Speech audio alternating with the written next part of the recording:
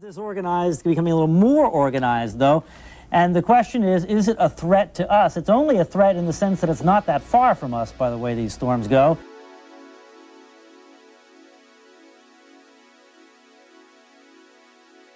Sunny South Florida, a place where the heat is always brutal, the snowbirds are ruining your holidays, and the hurricanes are apocalyptic. Hurricanes can bring ridiculous wind speeds, powerful storm surge, and sometimes unexpected dilemmas to those who endure them. I'm not wearing pants! What are you doing? But regardless, hurricanes come and go every summer.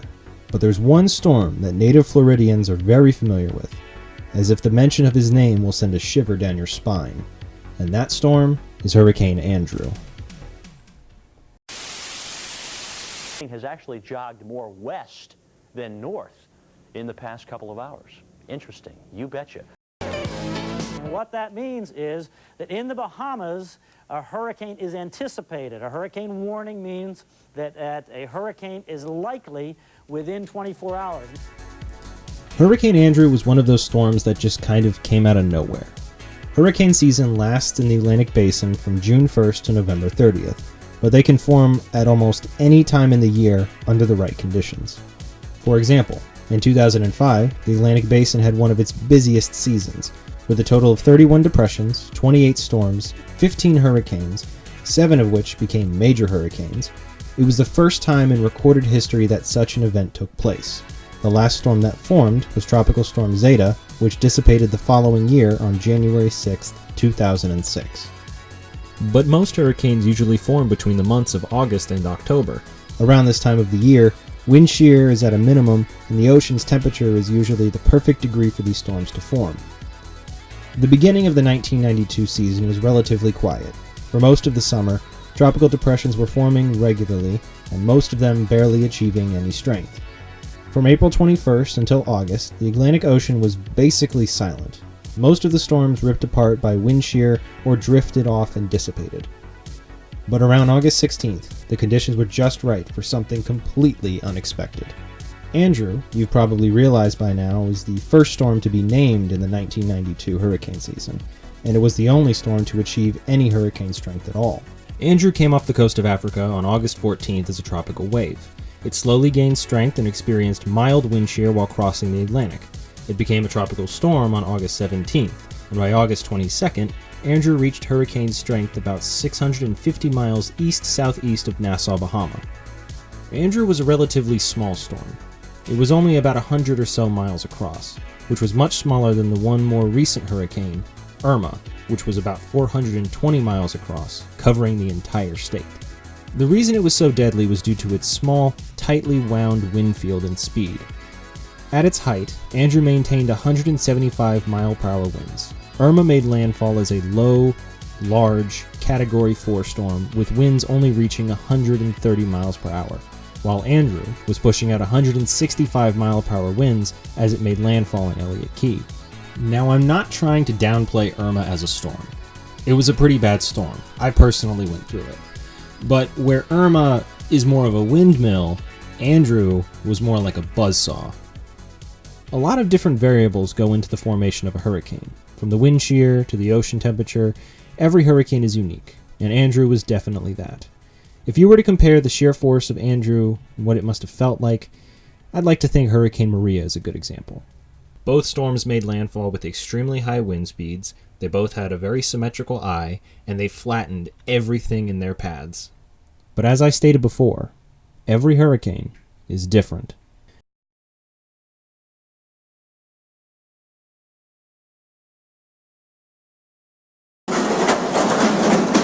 A hurricane watch is now in effect for South Florida.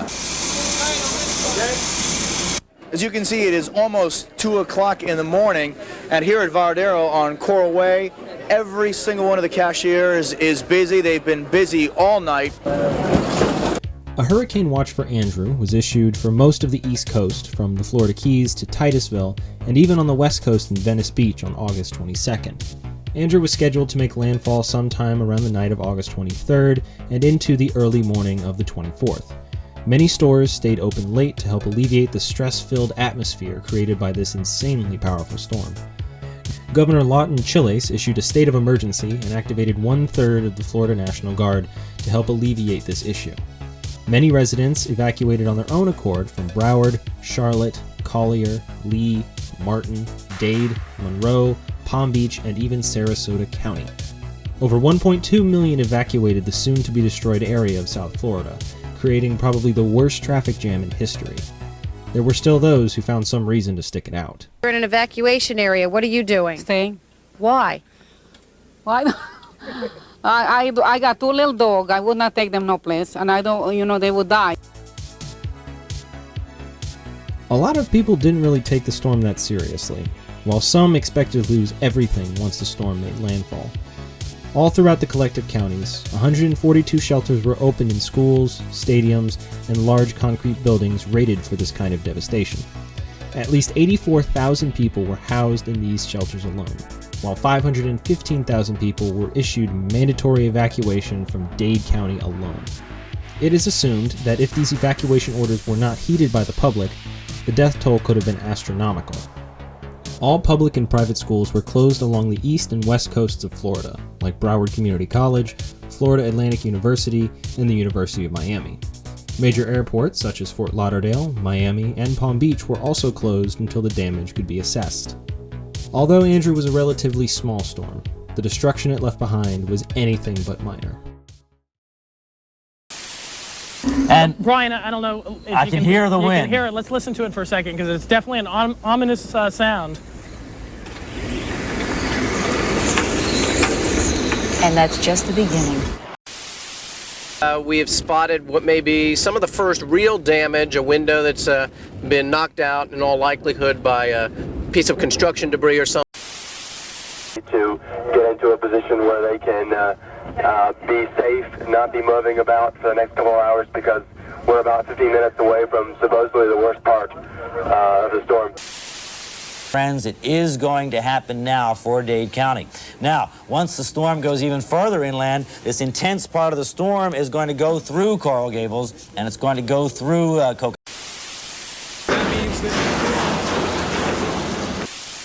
I'll tell you what, maybe, Raphael, you could find a couple batteries here to bring in here as we go in here so that we don't run out of power. Although we're going to, I guess Tony has a mic in here that we can use no matter what happens battery-wise.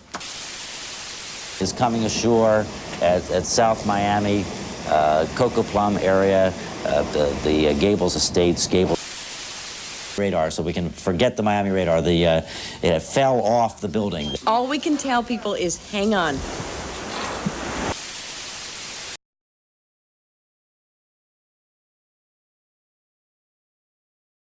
On the morning of August 24th, the residents of South Florida left their protective shelters to witness the devastation firsthand.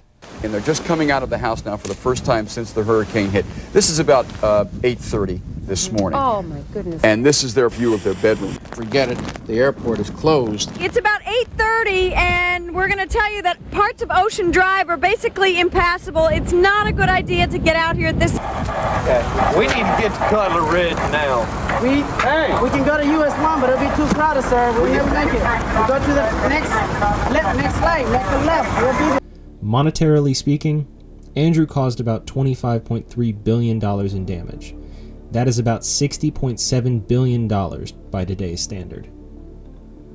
Almost all of the damage came from the intense wind speed, which would rip roofs clean off, turn sheet metal into dangerous debris, and uprooted massive trees as far as the eye could see. Boats were washed onto the streets, planes torn apart, cars thrown around like toys, and people could be lifted into the air and tossed about as if they weighed nothing. Over 1.4 million people were left without power. 150,000 people had no telephone service and were left to fend off looters on their own for some time. Andrew had damaged over 101,000 homes, destroying approximately 63,000 of them, which were mostly located in Dade County, leaving about 175,000 people homeless. Excluding homes from the equation, Andrew also destroyed 82,000 businesses, 32,000 acres of farmland, 31 public schools, 59 healthcare facilities, 9,500 traffic lights, 3,000 miles of power lines, 300 water mains, and tens of millions in cubic yards of debris was scattered across South Florida.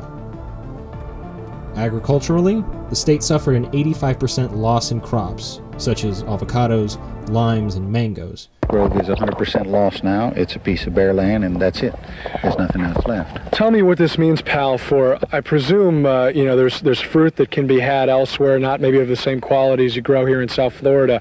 But what about the jobs? You've got packers, you've got laborers, you've got people like yourself who run the packing houses. How serious is this? The lime industry sustained a loss of over 4,000 acres. In the night of the hurricane. 4,000 acres is about 7 square miles. If you wanted to put that in terms of wages for people, there was a $10 million harvesting payroll lost that night that will not be here this year. And if you replant the trees this year, that $10 million payroll for harvesting won't be here. It will start earliest 4 years from now. Crop damage was estimated to be as high as $509 million. Wind measurements across the state registered at its peak 177 mile-per-hour gusts and a maximum sustained wind speed of 146 miles per hour. Most of the devices failed after registering these wind speeds. Most of the homes destroyed during the event were mobile homes. About 90 to 99% of all mobile homes from Kendall to Key Largo were obliterated. From a bird's eye view, it looked as if a bomb was dropped, and there was nothing left but a wasteland below. There was a total of 44 deaths attributed to Andrew. 15 were direct fatalities, while 29 of them were indirect, usually caused by lack of medical supplies and food, of course. This tragic event did not stop with the exit of Andrew. Looting became a regular occasion for those who lost everything. Some taking food and water, others who took it as an opportunity to steal whatever they could. Residents began to arm themselves in true Florida fashion, trying to protect whatever little things they had left. All looters will be shot on sightings. And that's a real gun in your hand? Yeah. It's a real shotgun? This is real bullets. Any supplies that was brought in from the military or northern counties was picked clean as soon as it arrived. President George H.W. Bush arrived in Opelika Airport to survey the damage that had been wrought. The area was quickly declared to be a disaster zone by President Bush in counties like Broward, Collier, Dade, and Monroe.